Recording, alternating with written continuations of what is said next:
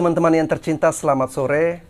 Jadi pada kesempatan kali ini adalah kesempatan yang luar biasa karena saya kedatangan seorang narasumber yang luar biasa juga. Jadi begini teman-teman, narasumber saya ini adalah narasumber perdana. Dia adalah narasumber perdana di podcast saya.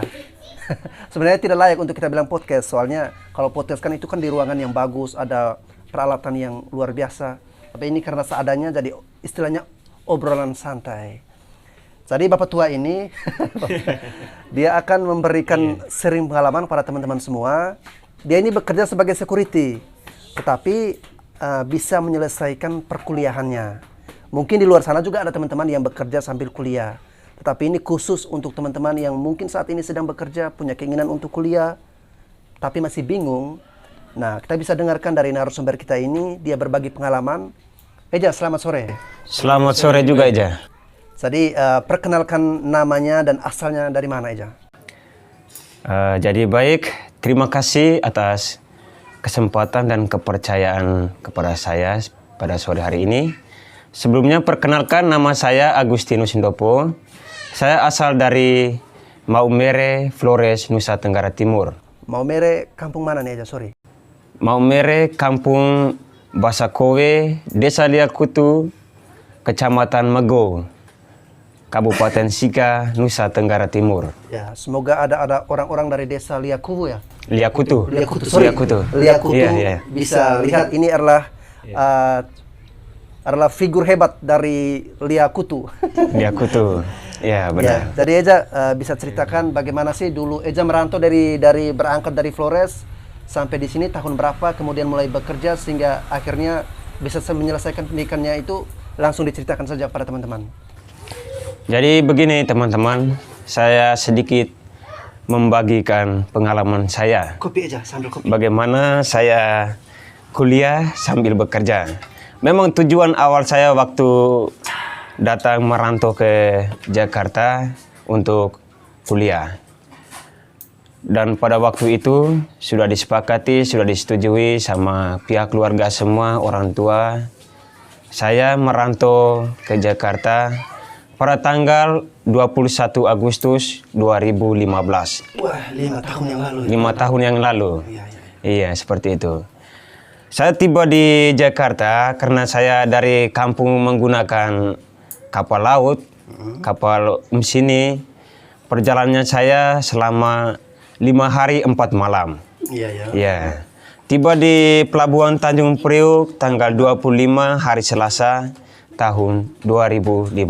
Tadi hari tanggal benar-benar terekam dengan bagus nih. Benar-benar itu sudah ada dalam catatan harian saya semua teman-teman. Iya. Iya, seperti itu. Lalu memulai perjalanan pekerjaannya itu seperti apa? Dengan perjalanan kerja, sebelum kerja yang pastinya kita tujuan awal untuk kuliah. Saya masuk kuliah awal saya pada tanggal 3 September tahun 2015. 3 September tahun 2015 Eja mulai kuliah. Saya mulai kuliah waktu itu tanggal 3 September Itu 2015. sudah posisinya sudah bekerja atau belum? Saya waktu kuliah saya belum bekerja karena saya di sini baru 1 bulan kemudian. Baru 1 bulan. Baru 1 bulan. Iya. Nah, tapi dengan berjalannya waktu saya kuliah, di samping itu saya sibuk mencari pekerjaan. Sibuk mencari pekerjaan. Jadi kuliah sambil bekerja. Kuliah sambil bekerja nantinya. Nah, jadi saya kuliah ada kurang lebih 5 bulan itu, saya belum mendapat pekerjaan karena saya mesti ada persiapan untuk memenuhi persyaratan lamaran pekerjaan itu. Iya. Jadi saya kuliah sambil mencari pekerja awalnya. Nah, namun pekerjaan pertama yang saya dapat itu ialah di PT SKI atau PT Sari Kremindo Internasional. Sebagai? Saya diterima sebagai karyawan biasa. Ditempatkan saya sebagai raw material, karyawan penyediaan bahan baku. Penyediaan bahan baku. Nanti di penyediaan bahan baku itu kita disediakan ada bahan baku. Kita kan produksi piring, gelas, keramik, produk-produk keramik seperti itu teman-teman. Dan yang saya ditempatkan di bagian raw material itu, saya penyediaan bahan baku berupa tanah, klenoden, potasium, dan beberapa jenis pigmen warna-warna untuk piring, gelas, dan lain sebagainya itu. Iya, jadi saat bekerja di perusahaan itu kurang lebih berapa lama itu Eja? Saya bekerja di PT SKI itu kurang lebih 6 bulan. Kurang lebih 6 bulan? Kurang lebih 6 bulan. Ya, itu saat bekerja seperti di PT itu perkuliahannya tetap berjalan? Perkuliahan saya tetap berjalan. Nah, pada saat itu setelah sudah mendapatkan pekerjaan di situ, lalu dengan perjalannya sambil menjalani masa kuliahnya, Iya. itu biayanya itu biaya untuk dari upah itu cukup tidak untuk membantu biaya perkuliahan?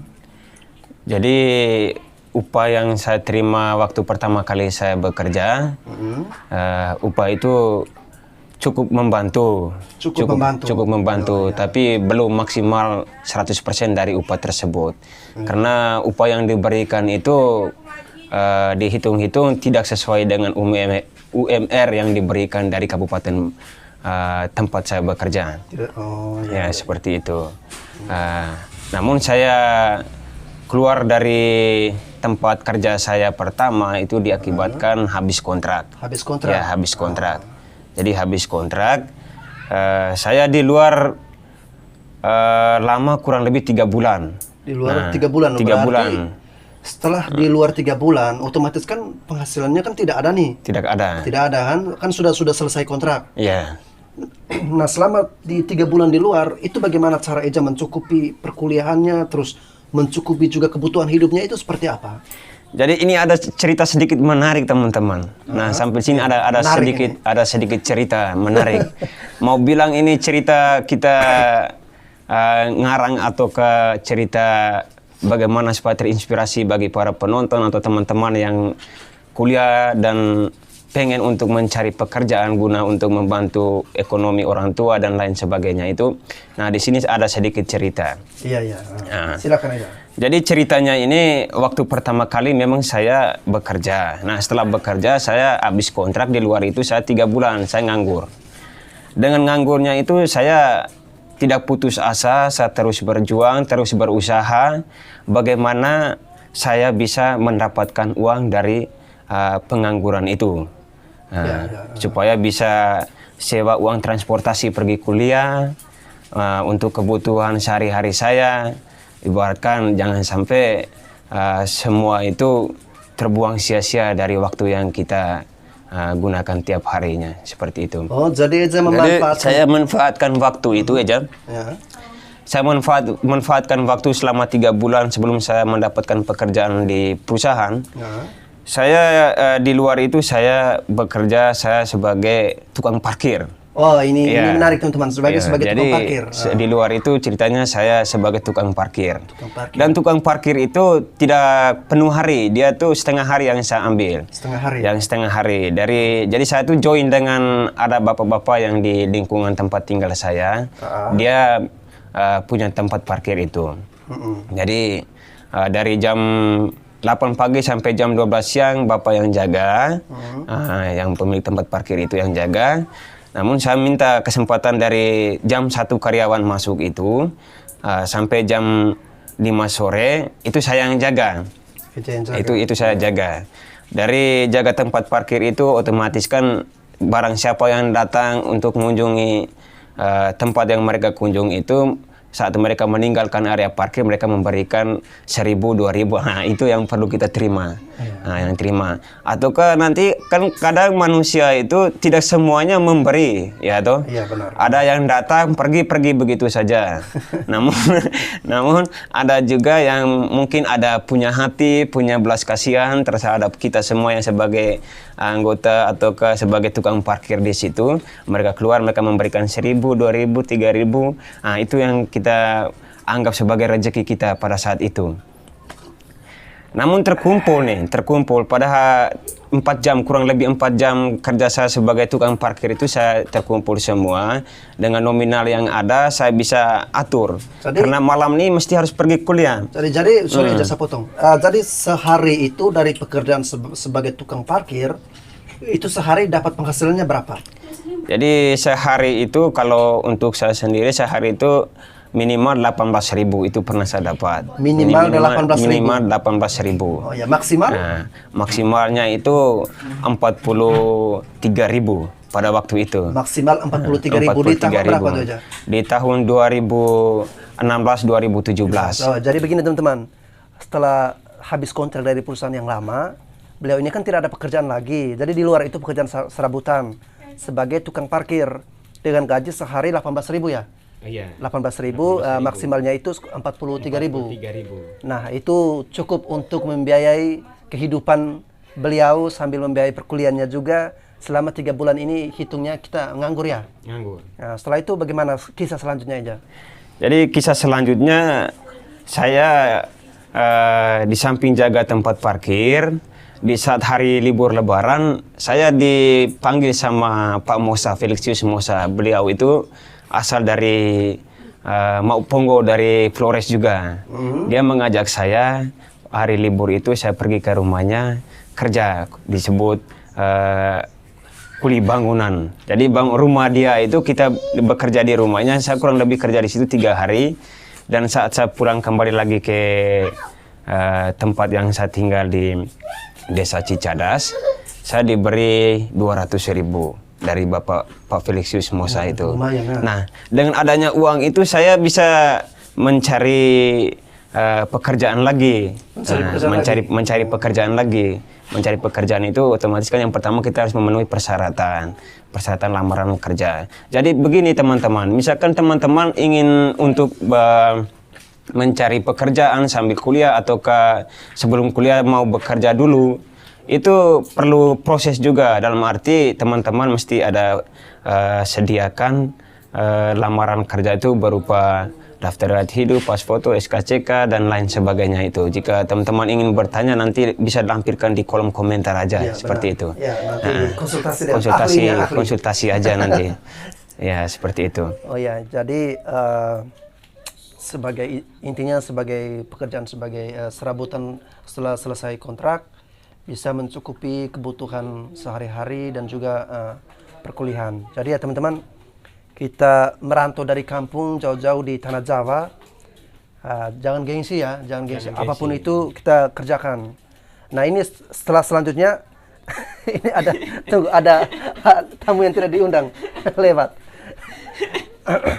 Jadi setelah selanjutnya itu setelah 3 bulan selesai di luar itu pekerjaan serabutan, selanjutnya Eja masuk sebagai seorang security ya? Sebagai security. Security di sebuah pabrik apa itu Eja? Di nama pabriknya CV Sigma inti utama pabrik sosis Delikatesa.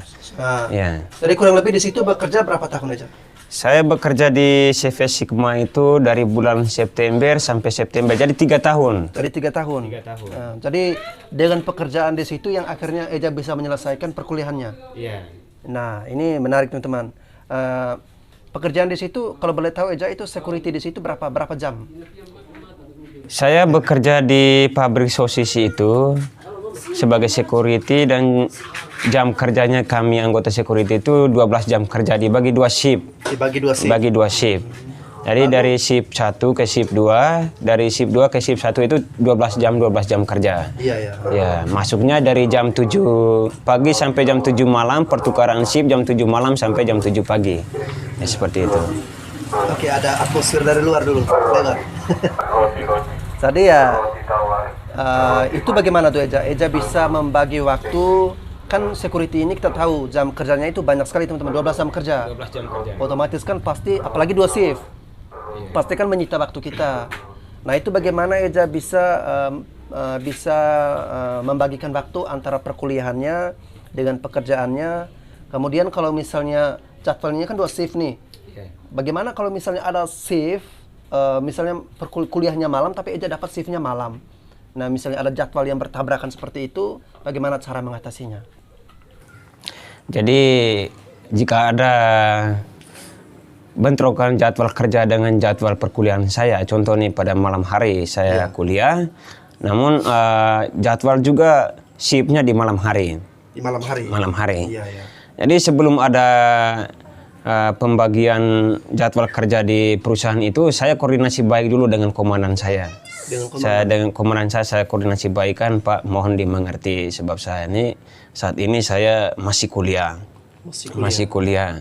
Dan dengan jadwal pekerjaan ini saya minta untuk sementara waktu Bapak kasih saya masuk di siang hari dulu, sebab ini ada materi penting yang perlu saya ikut dalam perkuliahan itu. Jadi untungnya itu ada komandan yang mau mengerti dengan ini ya, dia bisa apa? Bisa bekerja sama. Ya, bisa diajak bekerja sama. Iya, ya? bisa diajak untuk bekerja sama, ajak untuk kompromi bagaimana dia bisa mengerti dengan saya pada saat itu. Iya. Ya, seperti itu. Oke. Akhirnya bisa menyelesaikan sebagai seorang security dengan 12 jam kerja sehari, akhirnya Eja bisa menyelesaikan bangku perkuliahan. Bangku perkuliahan saya. Iya. Itu selesai kuliahnya di tahun berapa tuh, Eja? Saya selesai kuliahnya itu di tahun 2018 November tanggal 18 saya wisudanya. Oh, iya. Ya. Jadi selama perkuliahan ini sebagian besar biaya itu kan Eja yang apa? Maksudnya Eja yang membiayai diri sendiri ataukah ada mungkin ada bantuan dari orang tua atau seperti itu atau bagaimana? Jadi begini aja, kalau untuk biaya perkuliahan itu awal-awalnya dan sampai selesai perkuliahan itu yang pasti ada campur tangan juga dari orang tua dan keluarga. Nah, lebih dari itu semuanya ditanggung sama saya sendiri, dan bahkan pada saat saya bekerja saya melihat hasil yang kira-kira sudah mencukupi untuk membiayai perkuliahan saya, membiayai kehidupan saya di tanah perantauan. Di samping itu saya bisa membantu adik saya masuk sekolah SMA, SMP, dan juga sedikit membantu kepada orang tua saya. Oke, jadi seperti itu. Ini luar biasa teman-teman. Jadi ada nilai yang bisa kita ambil, yakni selama teman saya ini dia kuliah, jadi dia bisa membantu untuk membiayai perkuliahannya walaupun pekerjaannya adalah seorang security. Kemudian sekaligus juga dia bisa membantu orang tuanya dan membantu adiknya yang mau melanjutkan pendidikan ke SMA.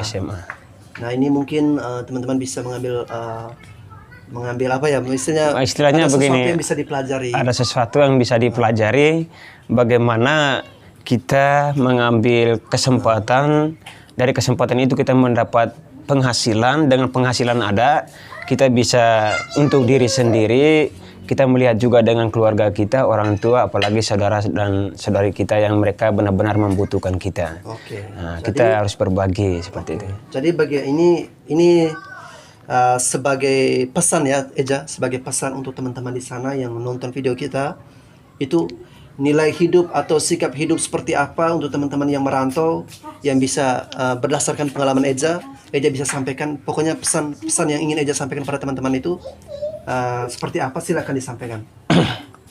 Jadi begini ya, jadi ada sedikit pesan dari saya yang mungkin saat ini kita juga mengalami bersama dalam situasi yang sulit, masih dilanda penyakit COVID-19, pandemi COVID-19. Jadi dengan adanya situasi yang sulit seperti ini, kita tinggal menyikapi bagaimana cara kita mengatasi situasi tersebut.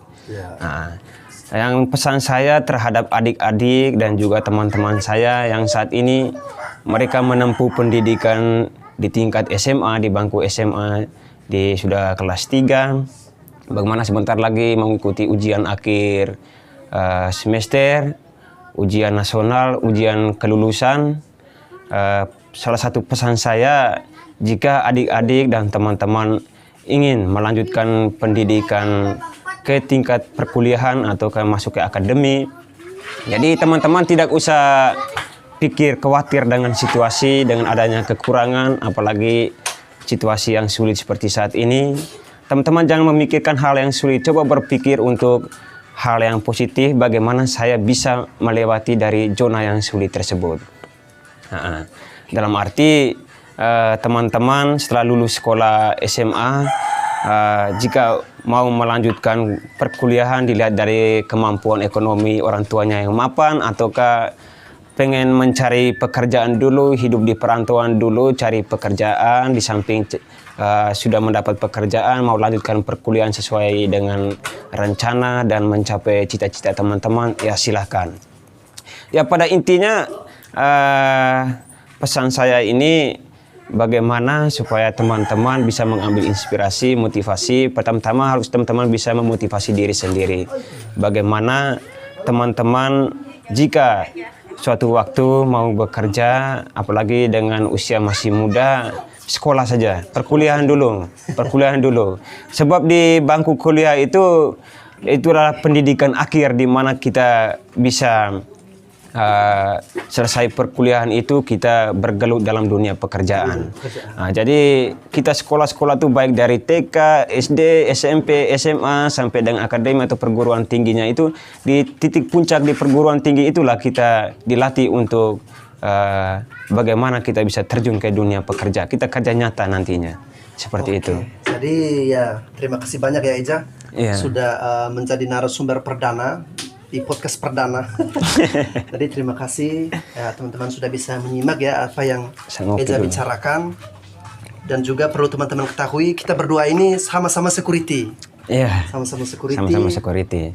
Ya mungkin teman-teman ada yang orang-orang yang beruntung, ada juga yang kurang beruntung. Untuk teman-teman yang dari orang tua, dari kita kalau berasal dari keluarga yang susah, orang tua kita susah, kita jangan putus asa. Kalau kita punya keinginan untuk kuliah, kalau kita ingin terus kita yakin dan kita punya perjuangan, kita usaha, pasti akan ada jalannya dan kita pasti melewati setiap proses, melewati setiap tantangan. Itu pasti bisa teman-teman. Yang penting punya keinginan dan juga punya usaha dan perjuangan. Lewati semua kesulitan-kesulitan kita, Tuhan tidak menutup mata. Oke, jadi kira-kira seperti itu. Dan sekali lagi saya mengucapkan terima kasih kepada Eja dan teman-teman semua yang sudah nonton video saya. Selamat sore dan sampai jumpa di episode berikut.